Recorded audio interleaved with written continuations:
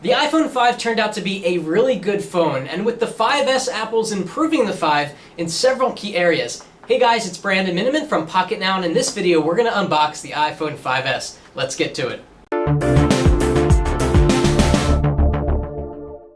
So the 5S versus the 5 improves upon three areas. One is biometric security, which really isn't an improvement, it's an addition. Number two is camera, and the camera on the previous generation, the 5, was getting a little bit behind, especially in low-light photography when compared to the Lumia 1020, the HTC One, even the Galaxy S4. And number three, speed. We've got a 64-bit chip in here, the first 64-bit chip in a smartphone. No one really asked for a 64-bit chip in the iPhone 5 because the 5 was already really fast, so we were really going to see some improvements in gaming here with the iPhone 5S. There's actually kind of a fourth area here, and I think it's going to be battery life. The battery inside the 5S is 10% bigger than the 5. Coupled with this 64-bit chip, I think you're going to see 10 to 20% battery life improvement. We're really not going to go in here. You know what's in here. We've got the EarPod headphones. They still have those. We've got the lightning connector. Let's take a look. This is the space gray version, and I'm really curious as to how it looks, how the fingerprint scanner looks on the front. So taking off the front or the back cover carefully. Really nice contrast here between the gray and the black. I was hesitant to get the black because last year's black really showed nicks here in the corner, but now we get a more kind of a lighter finish here than last year's model. So taking off the front, oh yeah, that's good stuff. Let's look at this fingerprint sensor here. So now the home button is no longer a curved divot, it's this little flat mark, and let's see how that feels. It feels like a home button.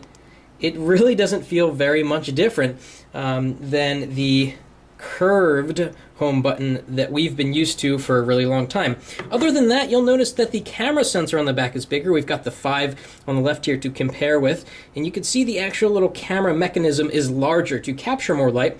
We've got the two-tone flash, which is super cool. It can flash in 1,000 different combinations, so that depending on ambient light conditions, you might get a slightly warmer flash or a cooler flash. None of this really bright white flash thing that happens with all of these devices that have LED flashes. Apple finally did something about that problem. And really, beyond that, you don't get many differences between this and the last generation iPhone 5. Now, real quick, I just want to kind of use it for a minute to see if I can tell any difference in terms of speed. Again, the iPhone 5 is already a very fast phone, but let's just move around. Okay, that was pretty snappy, although on the iPhone 5, it's just as snappy. Again, really where the 64-bit processor is going to come into play here is with gaming, and when app developers update their apps, especially the graphic-intense games, to take advantage of 64-bit architecture. So that's the 5S, handsome-looking phone, very similar to last year's. Can't wait to mess around with the fingerprint sensor and to take some pictures. We've got so much more coming up on the 5S, and drop us some questions if you have any while we're doing the unboxing process, getting it set up and testing it for the first time. If you like this video, please shoot us a thumbs up, and thanks for watching. That's it for now.